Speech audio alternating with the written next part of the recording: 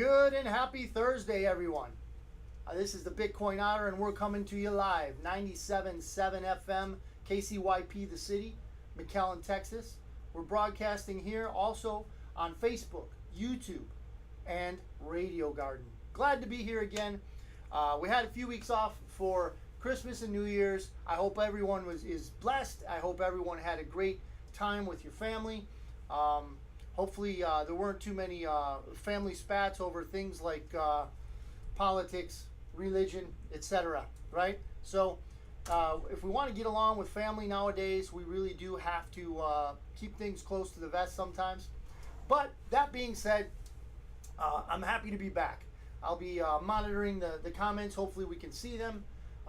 We're going out on the aforementioned places, but basically it's just another show where I'm going to tell you that greetings, blessings, and good fortune. And I have some news. Things have been happening all over the place. They've been wild, crazy. I've got the notes. We'll start out with the usual, right? So the sign of the times, if you will, the barometer of where we are financially. In my mind, this is just me. I'm not a financial advisor by any means, but let's look at things in comparison to the US dollar. So we'll start with my favorite, Bitcoin, which during pre-show prep, as I was taking notes, it was $16,863 for one Bitcoin, which again means it's 16,863 times better than the Federal Reserve note. Side note, right? Gold at $1,840. So if you have an ounce of gold, it's better than having a dollar. Let's just call it that. And silver, again, bringing up the rear and suppressed as always in its value, I should say in its price, $23.47 for an ounce of silver. So what does that tell you? Go out and get an ounce of silver for you and your family. So let me get into some news here. And I'm going to get into the crypto stuff first because it's interesting as usual.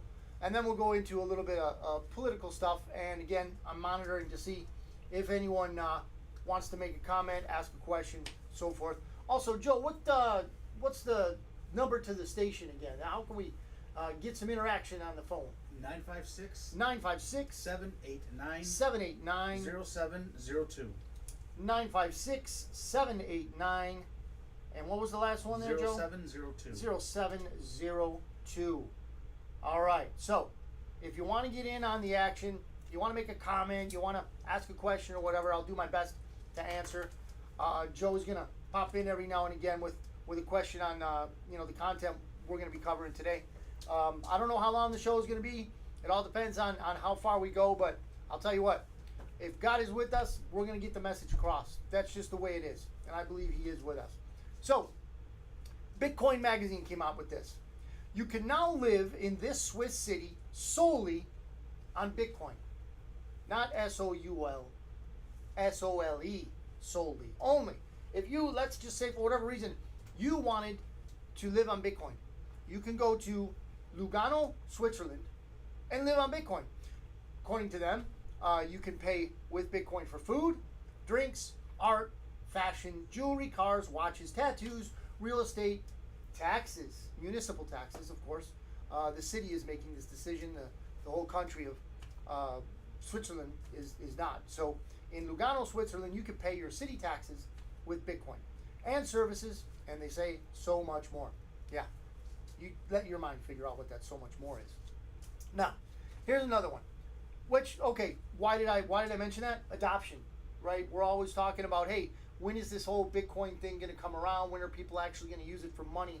When are people going to take it as an exchange of value for goods and services? Well, it's been happening for a long time, but the adoption level is rising. So that's why I bring that up. Here's one from ProCoin News. Gold-backed crypto coins have been issued in Russia. Wow. You might think, what does that mean? What's the significance of that? What's the big deal? Well, if you remember in your history, we as Americans had something called a real currency.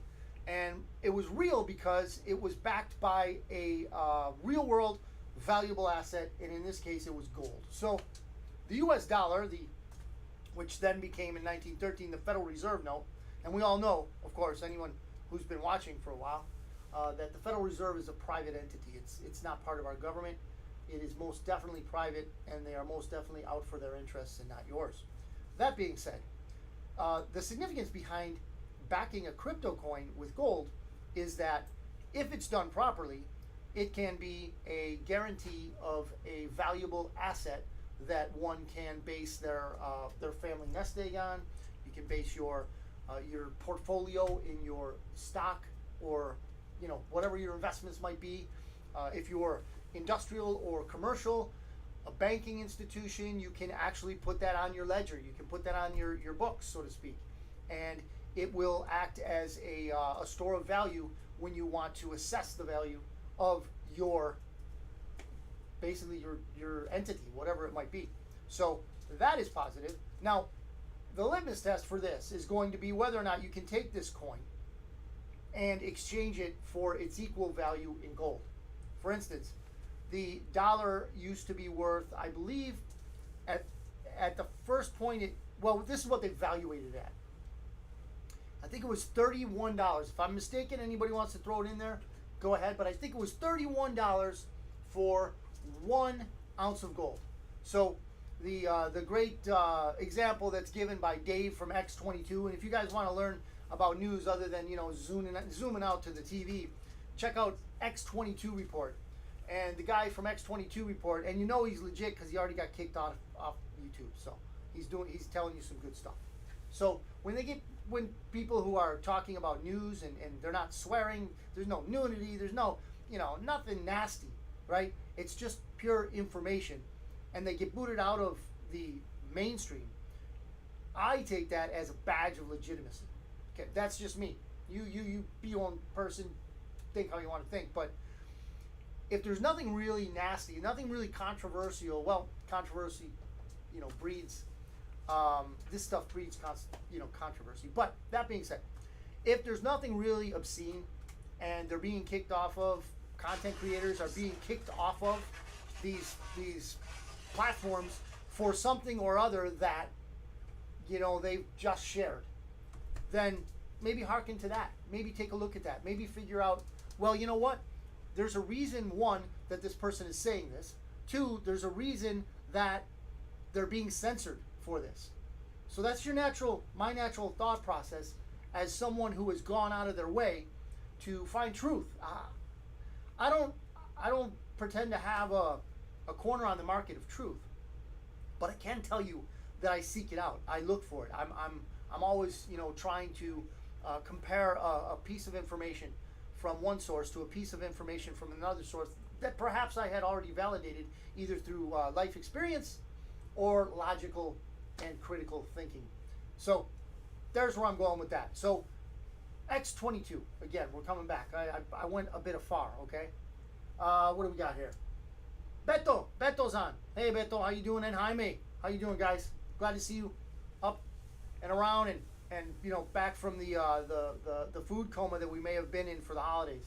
I know I've put on a few pounds. So anyway, going back to the X22 basically comparison that Dave does from X22, he says if you were to go back to the point when they took us off of the gold standard, I believe it was 1971, that great, well, let me not exaggerate, Nixon took us off the gold standard. So no longer was the dollar attached to gold or backed by gold, right? So at that time, I believe they evaluated the dollar at 31 per ounce. So 1 ounce of gold would get you, or $31 would get you 1 ounce of gold. Okay. Now Dave says, if you were to bury $31 and you were to bury an ounce of gold at that time, and then you were to dig it up today in 2023 now, wow, I was almost at 22, 2023, if you were to bury that and dig it up, which one would you want? Of course, you'd want the gold, because the gold is what it is. It's not going to change. The piece of paper in the denomination called the US dollar has changed vastly. It has lost immense amounts of buying power in that time.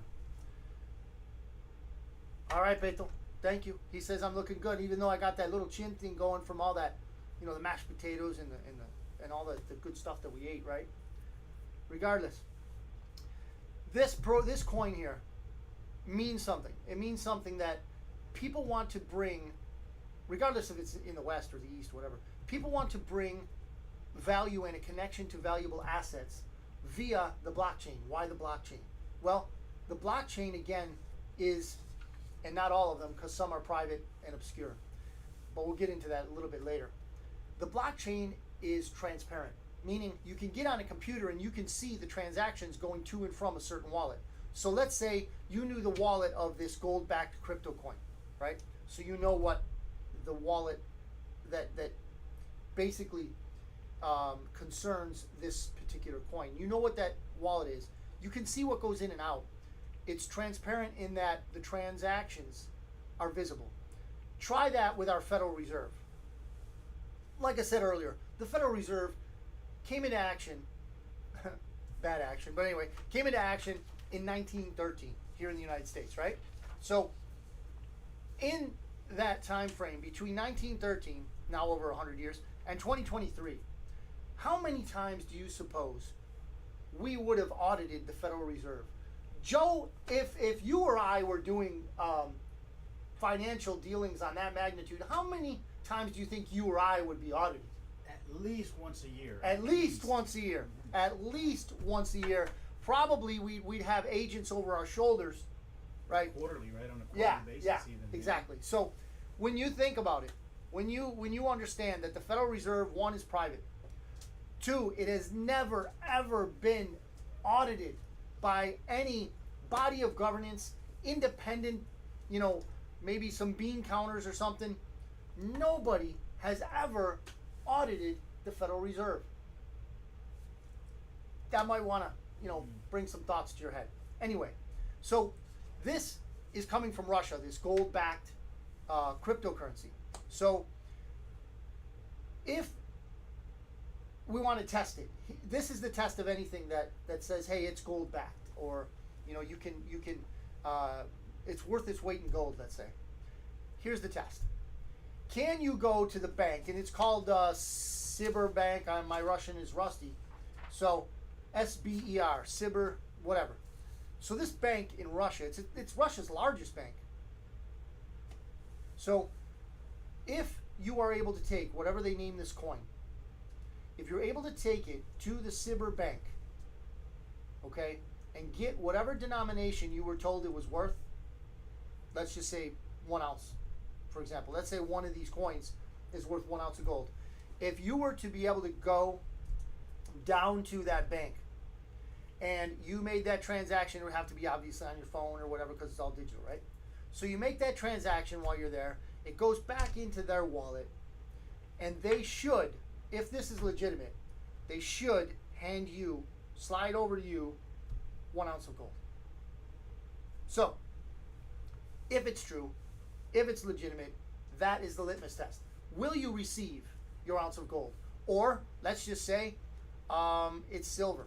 So John F. Kennedy, one of the reasons they killed him, he produced money out of the Treasury of the U.S. He bypassed the Federal Reserve, and they printed money out of the Treasury, the U.S. Treasury, which is the constitutionally correct and proper way to mint U.S. currency.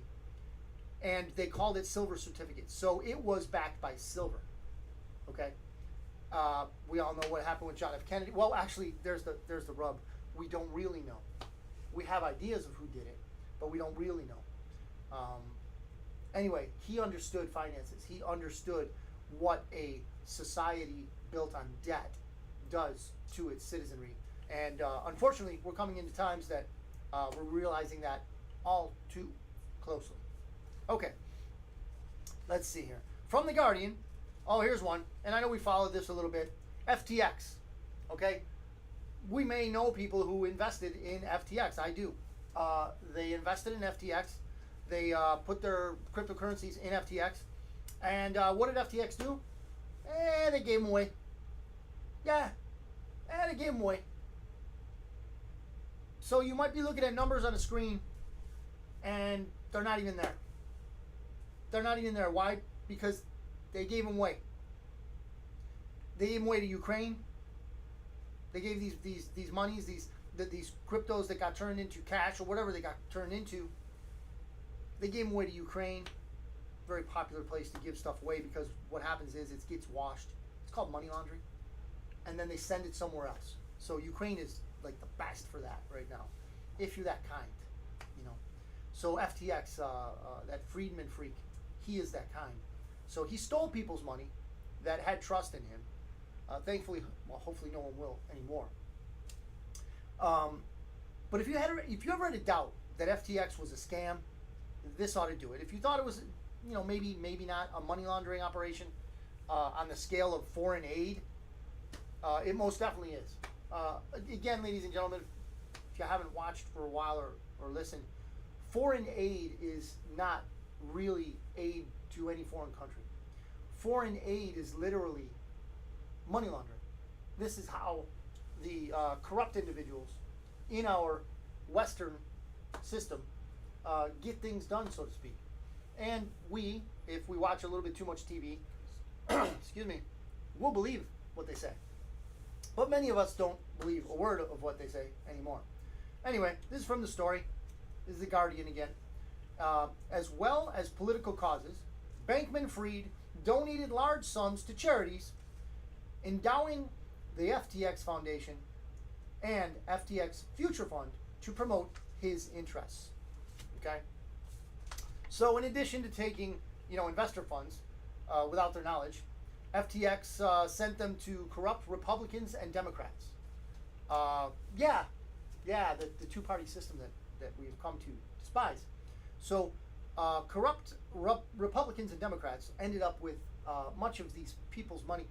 And again, this Sam Bankman-Fried, he didn't tell anybody. He didn't say, hey, Joe Smith, Jane Doe, we're going to take part of your deposit and we're going to give it to Ukraine.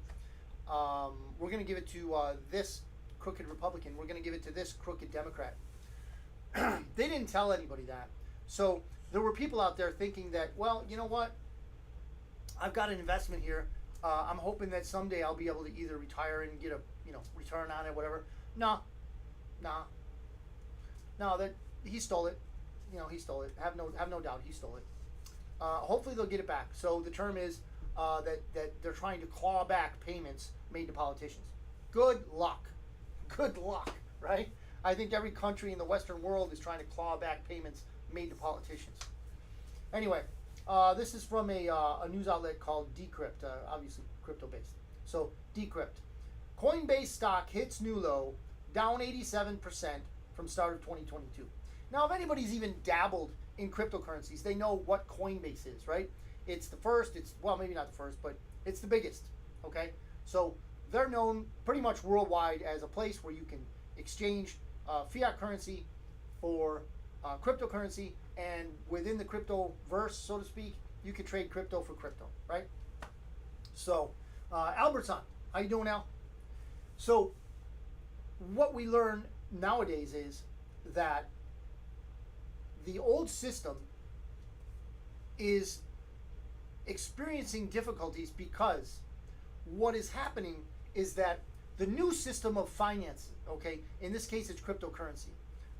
No doubt there will be others, but the cryptocurrency, the blockchain technology that things, coins like Bitcoin are based off of, this technology is new, meaning not new as in time, not new as in precedence. Well, definitely in precedence, but not new in the aspect of, you know, hey, shiny and new, my new watch, look at my new watch, you know. It's new in that it's a change of the way in which finances are done. That's just the way things are, right?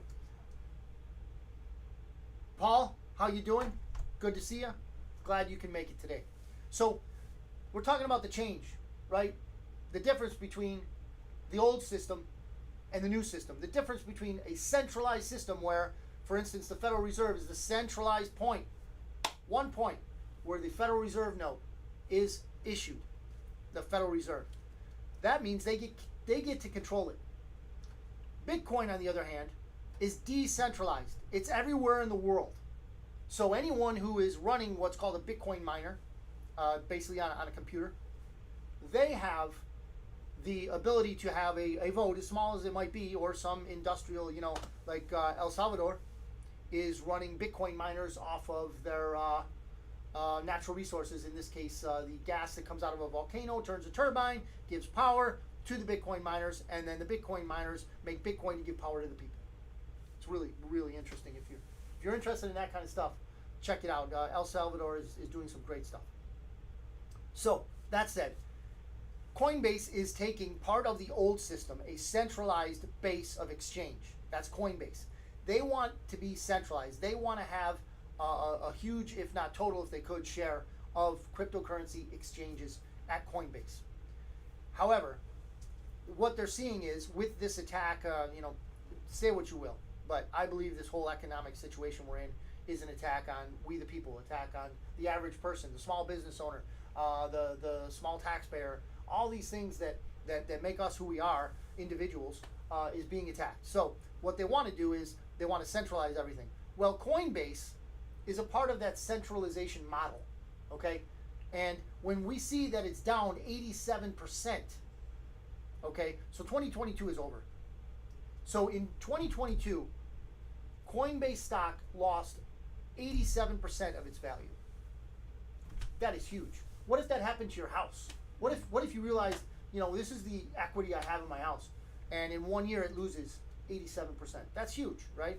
So I think part of the reason for that is that more and more people are waking up, at least I hope. More and more people are waking up to the fact that, hey, wait a minute, this kind of centralization is the old system. We need something new because, man, we're getting robbed blind in this old system. And I think that's exactly why that system was invented. That's just me. Any questions or whatever, come on up, ask whatever you want to ask, or make comments. Argue with me if you want. I don't have any corner on the absolute truth around here. Anyway, we'll dabble in a little bit of politics here, but I definitely want to say that anyone who has differing ideas, I'm willing to entertain them. I have no problem whatsoever, and I was telling Joe before the show, I have no problem saying I don't know. If I don't know, I'm not going to make it up. I'll let you know that it's something I either don't have a clue on, or I only have an opinion on, or I have a limited amount of information. That being said, we have politics. Aren't they just fun? Aren't they just, especially for the holidays, right? So this is from the Gateway Pundit.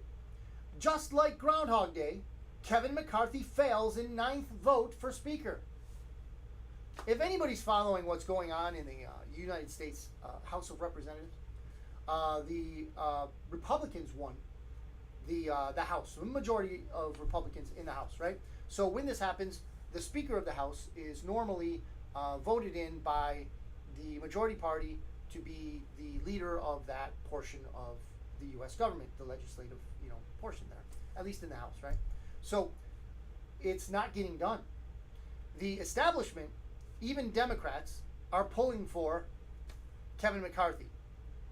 That ought to tell us something right there. And then we have people that are Republicans that have lied to us so many times we can't even count anymore, and they're pulling for this McCarthy guy.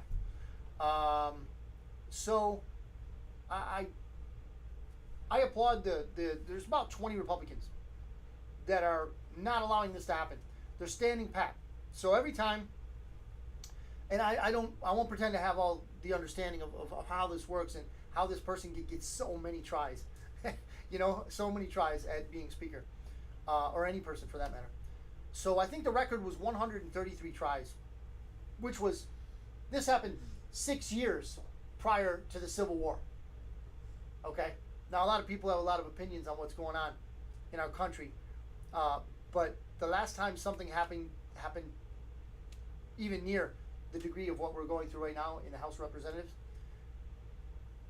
it was 6 years prior to the Civil War of the United States. So we are on shaky ground.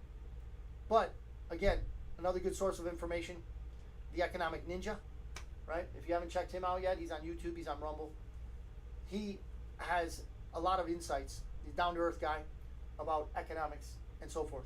So one of the things he says that I take, as truth, and I like to pass it on to everybody here. Be prepared, not scared. Be prepared. If you think there's going to be food shortages, store up some food. You think maybe the water's going to run out, store some water, right? Electricity might go out. Get yourself a generator, right? Finances are going to go. Find a store of value, real estate, gold, silver, Bitcoin, right? Prepare. That way you don't have to be scared. So that's what this is all about. I believe God has given me the ability to see things that many other people don't see, and as a watcher on the wall kind of position, I'm trying to help everybody get into the mindset of preparation if they want to. If they want to, I can't force anybody to do anything. I don't want to either. So interesting that Gateway Pundit puts just like Groundhog Day. Yeah. If anybody remembers that movie, I'm sure you do. The same thing happened every day. And the same thing has happened 9 times that Kevin McCarthy has been refused. And he's probably getting pissed. The people who own him are probably getting pissed. But hey, people are standing for what they believe in. And that is important. Okay? And think about it. If you think that anything on TV is real, check this out. If you're a conservative and you think that the Republican Party is the way to go and all that good stuff, right? And you watch Fox News perhaps, right? So the far right wing Fox News, right? Fox News is calling these 20 individuals, Masomenos, right? 20 individuals, insurrectionists, saboteurs, okay? And the World Economic Forum puppet, Dan Crenshaw, okay? They basically have him in their pocket. He called them terrorists. So someone voting with their conscience in the House of Representatives is now a terrorist according to Dan Crenshaw. And yeah, he backed off of it. He backpedaled and said, it was a figure of speech and so forth. And we'll give it to him, whatever. But that they would use this kind of rhetoric is very telling. That there are 20 people standing for what they believe, based on the fact that the people that are pushing this lying individual, McCarthy, are all liars, have all lied to us at one degree or another. And some might say, oh, Otter, we know you're a Trump fan. Trump is pushing for it. You're right. Trump has endorsed McCarthy. But if we have time, I'll go into why he did that, or what I believe as to why he did that. Anyway, so as I was writing the notes, I come up with the concept that, you can know how you're doing something right. You can have a purpose and intent to do something right, but you might not have the knowledge of, hey, am I really doing this right? Am I doing this correctly? Well, one of the ways we can determine whether we're doing things correctly is if low-class individuals or compromised organizations or individuals, okay, if they say nasty things about you and you know what you're doing is not wrong, you know it's not evil, you know it's not to hurt anyone, if they say evil about you, if they say bad things, demeaning and malignant things against you, well then there's a good sign that you're doing something right.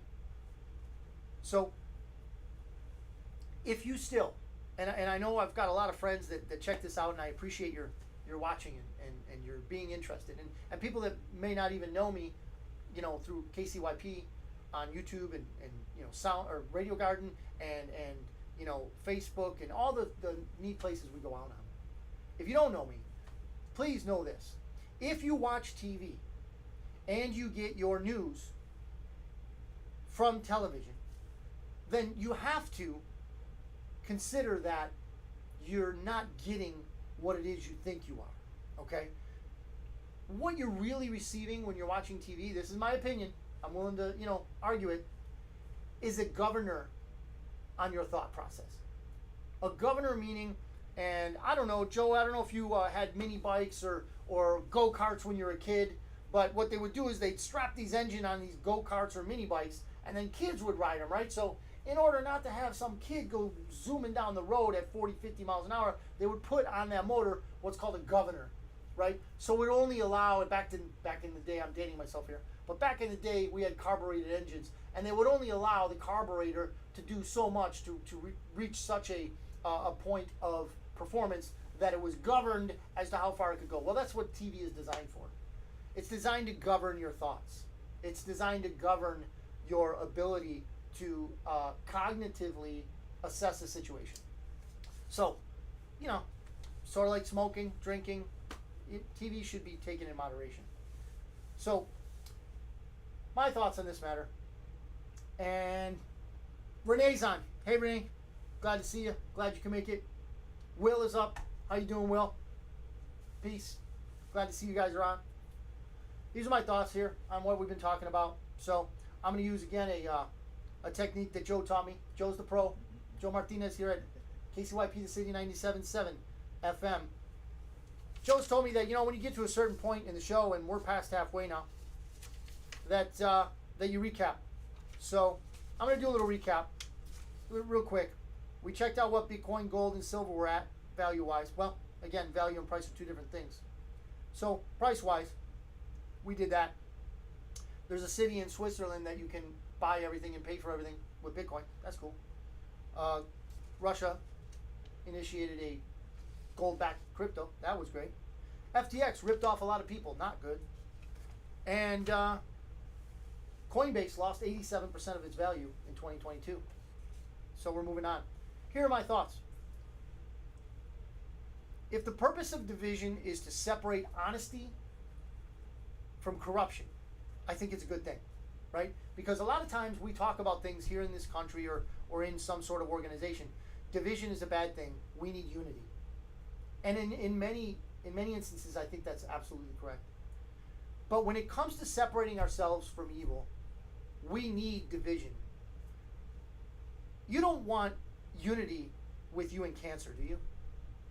You don't want to be unified with the tumors that are invading your body. You want division. You want to divide your body from whatever it is that's attacking it. In this case, cancer. You want it out of you. You want it gone. You want it dead.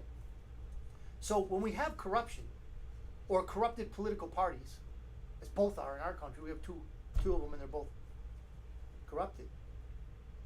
So if it's against the benefit of we the people, and there's a division on constitutional grounds, which I believe this one is, divisive on constitutional grounds, then there's hope that if someone is resisting the unity of corruption and government, if they're resisting that, well then we can at least hope they're doing something right for the people. Now, you can hold your own opinion. You're entitled to that. Everyone is. But if we have 20 people standing against what it is, the same people that have been destroying us for generations financially. And again, what is money? Time. Most of us are wage slaves. We trade our time for money. What is time? What life? We only have a limited amount of it. So we trade that for money, and these people devalue our money. It's about time we woke up to that, right? Noe, good to see you, Noe. So when we speak of things like unity, when we speak of things like division, when we speak of those things, one might think, you know what, I want to be thought of publicly as a good person. And we all do, to an extent. But a bit about that. Popularity is fickle. And as you all know, anyone who has watched the Bitcoin Otter show, I must at some point, I'm compelled to, honored to, might be a better word, to place things into a biblical perspective. Because if there's anything that is ever going to save us, it's God.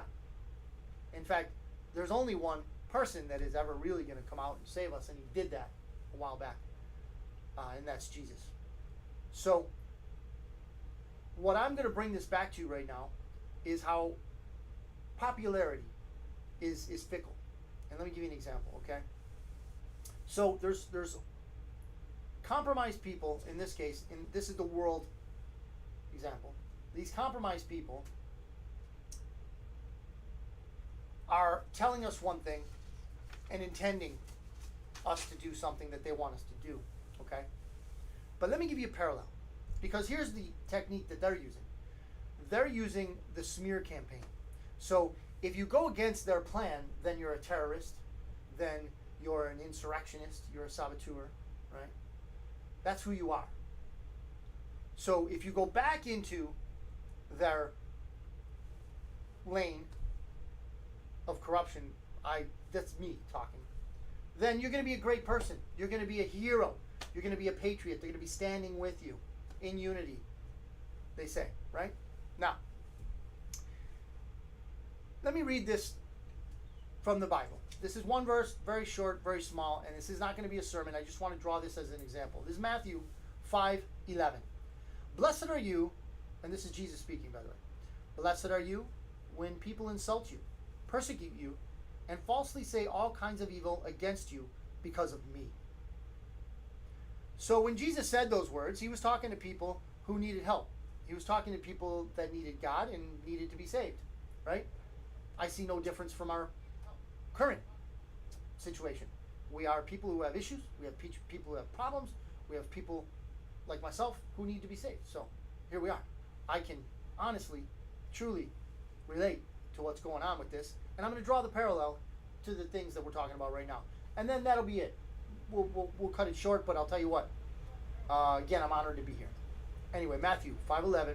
Blessed are you when people insult you, persecute you, and falsely say things against you because of me. So when we seek public approval, we're setting ourselves up for failure.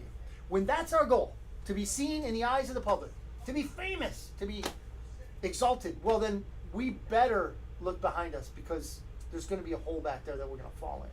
There's going to be a pit or knives planted in our backs, right? So let me use one more biblical example. In the book of Acts, Paul and Barnabas went to a city named Lystra. Okay? They found a guy that couldn't walk. He was paralyzed. He was just sitting down there, and he had been paralyzed for life. So it wasn't like he was faking. Everybody knew in that city. So Paul, through God's Spirit, said that, hey, this guy's got faith enough to be healed. So God healed him using Paul, and there was Barnabas standing near him, right? So these people went gaga. They went crazy. They're, wow, we got gods in our midst, right? We're gonna worship these two as gods. So they gathered the whole community. They come together, and they're about, they're gonna get the idols together. They're gonna get this altar, and they're gonna sacrifice to Paul and to Barnabas. And when they found out what they were doing, they went, no, we're men just like you. We're not gods. We're just people, just like everybody else. And we see that same people, we read this, in the book of Acts, right? That same people, group of people, that community, right? They wanted to worship Paul and Barnabas like they were gods, literal gods that they would, pray to, burn incense to, and sacrifice to. So within a day or two, these people who had been following around the work of Paul and Barnabas and others as they were traveling and telling people about who Jesus was, these people went into that town and they stirred the people of Lystra. These same people who wanted to worship Paul and Barnabas as gods were stirred up by a group of evildoers. Okay? And the group of evildoers were very persuasive in their ability to change minds. And they still are. The minds of the people in Lystra were changed so drastically that they threw rocks at Paul until they thought he was dead, dragged his butt out of the city, dumped him off out of the city because they thought he was dead. The same guy a day or two before they wanted to worship as God, they killed. Threw him out of the city. Right? So there's the dynamic. There's my comparison. If you are looking for public approval, you may get it. You can. If you just toe the line and you're a sheep in the middle of the herd, you're going to be just fine on that political scale of correctness. But be careful, because the people around you are not your friends. They're just people who are happy you say and think the way they do. That's all it is. Now, this is coming from me, right? Take it or leave it. We can discuss it. We can argue it. Whatever, however you want to go with it. But when I look at today's times, I think that if you are contrary to what the popular message is, you probably have something good to say. That's just me. But our time is about done here. Joe, I appreciate you helping us out here, getting this word out, getting this message out. Everybody who's watched, or anybody who doesn't quite have the time, because this is what I do, right? I hardly listen to music anymore. I just listen to people who have information at the time I can do it. So if you're not able to enjoy this live and you check it out later, that's great too. Just send me an email if you want a subject to talk about, or you're interested in learning how to get into Bitcoin safely and securely. You can email me at bitcoinotter.media@gmail.com. bitcoinotter.media@gmail.com. I can also be seen on the internet there at bitcoinotter.com. So that'll be it for this installation of the Bitcoin Otter Show. Again, we are on KCYP 97.7 FM. We're on YouTube. We're on Facebook. Looks like we're having some trying to reconnect stuff on Facebook, at least on my phone. But that being said, and we're back now on Facebook here. So thanks. I said a little bit of stuff, but we're going to sign out now from KCYP, the city, here in the McAllen Creative Incubator. And again, I'm blessed. I thank you for listening, watching, at your leisure. Thank you all. We're out.